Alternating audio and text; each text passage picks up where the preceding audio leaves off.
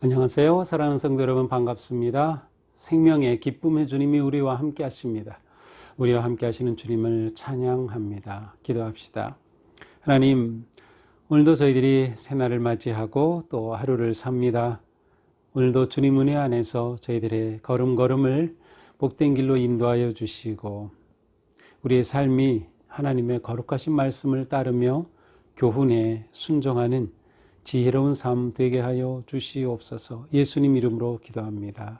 아멘. 네, 오늘 말씀은 시편 37편 1절에서 22절입니다. 꽤 긴 구절인데요. 오늘은 그냥 제가 1절부터 쭉 차례대로 읽으면서 나가도록 하겠습니다.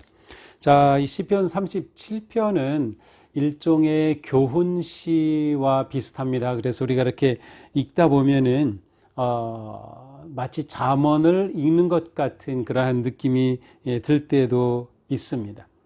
하나님의 백성, 언약 백성, 거룩한 하나님의 자녀들이 어떠한 삶을 살아야 하는지를 주시는 그러한 놀라운 시편이라고 할 수 있습니다.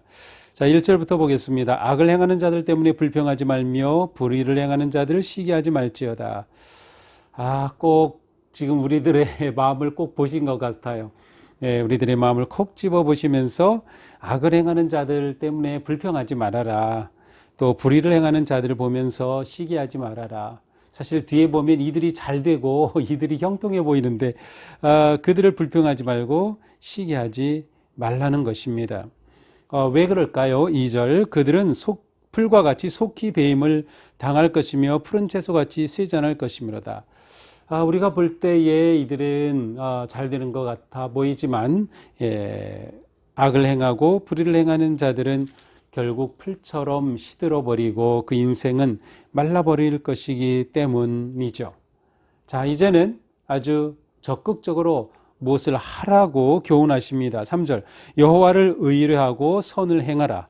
땅에 머무는 동안 그의 성실을 먹을거리로 삼을지어다. 자, 불평 시기하지 말고 여호와를 의지하면서 선을 행하라고 말씀합니다. 또한 우리가 땅에 사는 동안, 땅에 머무는 동안, 땅에 거주하는 동안에 그분의 하나님의 성실을 먹을거리로 삼아라. 하나님의 성실하심에 따라서 우리의 삶을 그렇게 잘 유지하라. 그렇게 우리의 삶을 이끌고 돌보라 라고 합니다. 4절, 또 여호와를 기뻐하라. 이제는 더 나아가서 하나님을 기뻐하라는 것이죠. 왜 그렇습니까? 그가 내 마음의 소원을 내게 이루어 주실 것이다. 자, 그러니까 악인들에 대한 불평과 또 시기를 멈추고 하나님을 기뻐할 때에 그 인생이 복되고 아름다운 인생이 된다는 것이죠. 사실 불평, 불만은 우리가 쉽게 할 수 있는 것이고 우리가 세상 살면서 언제나 그런 상황 가운데 있습니다. 그런데 불평, 불만이 우리를 행복하게 만들지는 않아요. 불평, 불만은 오히려 우리의 마음을 무겁게 하고 우울하게 하고 아프게 하고 심지어는 썩게도 합니다. 그러니 불평, 불만을 멈추고 오히려 하나님을 의지하고 기뻐하는 것이 우리가 마땅히 걸어야 할 삶의 태도입니다. 5절입니다. 내 길을 여호와께 맡기라. 그를 의지하면 그가 이루시고 내 의를 빛같이 나타내시며 내 공의를 정오의 빛같이 하시리로다. 정말 아름다운 말씀이에요. 내 길을 여호와께 맡기라. 여호와께 맡기라. 이 맡기라는 뜻은 이렇게 돌을 가지고 이렇게 놓으면 굴러가서 없어지듯이 그렇게 내 손에 잡고 있던 것을 놔서 그냥 굴려보내라. 그러한 의미가 있습니다. 또 그를 의지하면, 의지한다는 것은 아주 확신하는 그러한 믿음으로 의심 없이 확신하는 믿음으로 충만한 상태입니다. 그러니까 하나님을 온전히 신뢰하고 확신하는 그 충만한 믿음의 상태에 있으면서 내가 잡고 있는 것, 내가 하려고 하고 내가 책임지고 내가 하려고 하는 그것을 굴려 손에서 놔서 내려보내라. 그렇게 하면 어떻게 해주십니까? 내 의를 빛같이 나타내시며 내 공의를 정오의 빛같이 하시리로다. 내 인생을 빛나게 하는 분은 하나님이시지 내가 내 인생을 빛나게 만들 수는 없다는 거죠. 그러니 내가 잡고 있는 것 그거 다 굴려보내고 하나님께 맡기라고 말씀합니다. 7절 여호와 앞에 잠잠하고 참고 기다리라. 자기 길이 형통하며 악한 길을 이루는 자 때문에 불평하지 말지어다. 네, 여기서 또다시 불평하지 말라고 합니다. 여기서도 악한 길을 이루는 자 때문에 불평하지 말라. 좀 더 구체적으로 나오죠. 자기 길이 형통하고 악한 길을 아주 이들이 가지고 있는 생각은 악한데 그것이 이루어지고 형통해 보입니다. 그런데 그것을 불평하지 말라. 8절도 반복합니다. 분을 그치고 노를 버리고 불평하지 말라. 오히려 악을 만들 뿐이라. 그렇죠. 불평과 분노는 비록 우리의 마음 가운데서 저절로 아니면 어떤 상황 속에서 생겨나는, 우리가 그걸 만들려고 생각하기보다는 그렇게 우리 마음에서 일어나는 것이지만 이것을 잘 다스려야 우리가 복된 삶을 산다는 것이죠. 오히려 그것이 우리에게 악이 될 수 있어요. 우리의 내면을 상하게 할 수도 있는 것이죠. 그러니까 완전히 하나님께 이것까지도 다 내려놓는 것입니다. 9절 진실로 악을 행하는 자들은 끊어질 것이나, 여기서도 그들이 끊어질 것이라고 합니다. 앞에서는 풀처럼 쇠하여질 것이고 말라 없어질 것이라고 했죠. 여기서는 끊어질 것이다. 하지만 여호와를 소망하는 자들은 땅을 차지하리로다. 결국 땅을 차지하는 것은 여호와를 의지하고 여호와를 소망하는 자들이다. 10절 잠시 후에는 악인이 없어지리니 네가 그것을 자세히 살필지라도 없으리로다. 그러나 온유한 자들은 땅을 차지하며 풍성한 화평으로 즐거워하리라. 또 반복되죠. 악인은 영원하지 않다. 그들은 없어질 것이다. 심지어 찾아보려고 해도 찾을 수 없이 그렇게 완전히 사라지고 말 것이다. 하지만 온유한 자, 하나님께 모든 것을 맡기고 의지하는 자는 땅을 차지하며 풍성한 화평으로 즐거워할 것이다. 겸손한 자는 모든 것을 하나님께 내려놓죠. 그러니까 이러한 온유함과 겸손함으로 하나님을 의지하면 결국 내가 땅을 차지한다. 내가 승리할 것이다. 라고 말씀합니다. 12절 악인이 의인치기를 꾀하고 그를 향하여 그의 일을 가는도다. 또다시 악인들의 모습을 보여줍니다. 그들은 의인들을 치는 것, 공격할 것을 도모하고 계획합니다. 그리고 의인들을 향하여 일을 갑니다. 그러나 13절 주께서 그를 비웃으시리니 그의 날이 다가옴을 보심이로다. 이제 그의 마지막에 다가옴을 주님께서는 딱 보고 계시니 주님께서는 오히려 그를 비웃으신다. 악인이 칼을 빼고 활을 당겨 가난하고 궁핍한 자를 엎드러뜨리며 행위가 정직한 자를 죽이고자 하나 그들의 칼은 오히려 그들의 양심을 찌르고 그들의 활은 부러지리로다. 이렇게 보니까 악한 자들은 가난한 자, 궁핍한 자, 눌린 자들을 오히려 공격하고 죽이려고 하고 활을 쏘려고 합니다. 그러나 그들의 활은 부러질 것이며 칼은 오히려 그들을 찌르는 칼이 되고 말 것이다.